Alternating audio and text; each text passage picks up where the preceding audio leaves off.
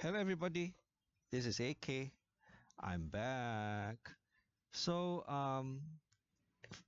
in my last video I talked about UOB, the last two videos, and I had feedback regarding my last video that it was a bit too lengthy. And I was nagging a bit too much. Yeah, okay. The nagging bit, I don't think I can do anything to change, right? I just do it naturally, right? But the length of the video, yes, now looking at it, I think it was a bit too long, 13 minutes. Usually my videos last about 8 minutes, right? So it's about 5 minutes more, almost twice as long. And I know that people don't have time to watch very long videos. They prefer short videos these days, right? So this is going to be a short video, I promise. This just to share some numbers that my broker sent me about the banks, right? So I get the impression that people are more interested in investing in DBS or the prospect of investing in DBS than they are in UOB. Well, at least going by the viewership of the videos I've produced on UOB and DBS recently, I can tell that. And actually, if I were to go back and look at my videos that I made about UOB and DBS, it's the same thing, right? The viewership for DBS video, the videos I made about DBS usually about twice as high as my videos on UOB. Right, and it's probably because of the dividend, right? The dividend yield that DBS has. They want to see what they can get now rather than consider if getting less, having a lower payout ratio means that they're holding to something more valuable over time, that will grow more valuable over time, right? Like a bird in hand is better than two in the bush. Or it's just like people say, I want my CPF money back, 100% of it back when I'm 55. I don't want to have it locked up in a retirement account. The return our CPF movement in Hong Lim Park a few years ago, if you remember. Right, so because they believe that they want having money in their own hands, they have control over the money is better, right? Okay, I think I'm going off tangent again, right? So anyway, just sharing some numbers regarding the banks from my broker. UOB forward PE is 10.3 times if we were to get in at $38.60 per share.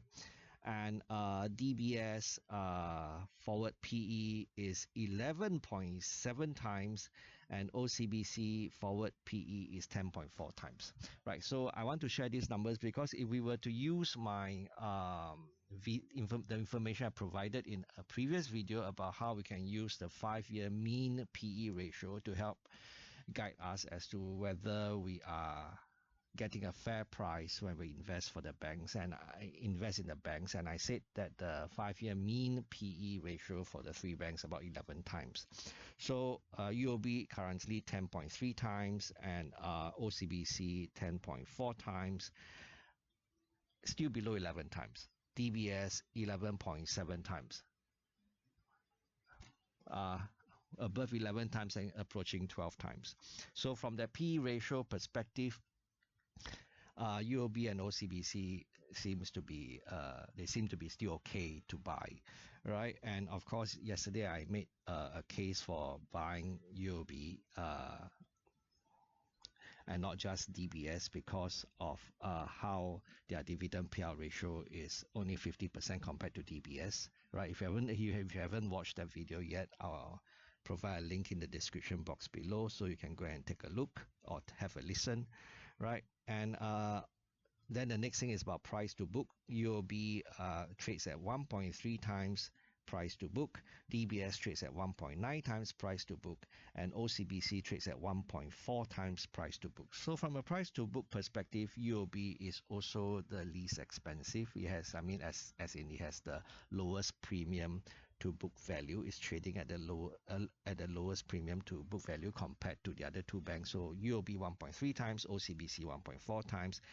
and DBS 1.9 times. So DBS isn't quite 2 times book value yet, because yes, book value has risen, which is what I also which was what I also said in one of my recent videos about DBS, about how its book value will grow over time.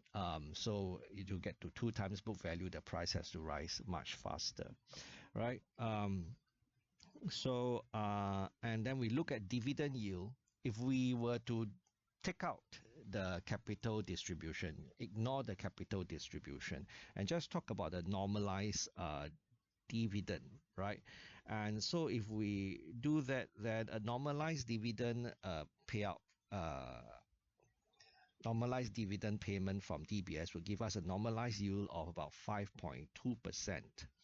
Right, and if we were to do the same for UOB, the normalized dividend would be 4.6%, right?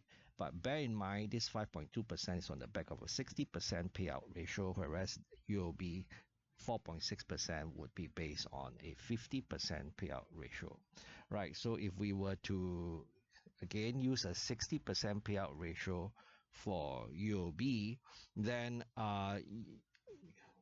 the normalized dividend yield for UOB would be 5.4%, compared to DBS 5.2%, right? So even without thinking about the capital return that both banks have proposed, just the normalized yield, if we were to assume 60% payout ratio for UOB would have a higher yield, but of course they are going with a 50% payout ratio, so the yield is lower.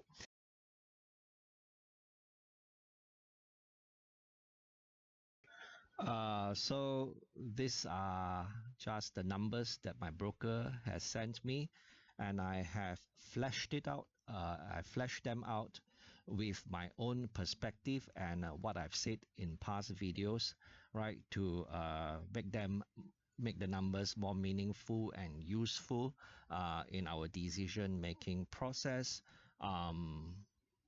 For sure, there is a case to be made for investing in UOB as well as DBS and OCBC, right? And all 3 banks are likely to perform well in the next 2 to 3 years, right? At least that's, I can't tell much farther into the future, but for the next 2 to 3 years, barring unforeseen circumstances, I think the banks will continue to be very rewarding investments for those of us who are already vested, and for those of us who might be considering investing in them, right? So that's all for this video. I hope it has been useful, insightful, and have a good weekend. Bye-bye.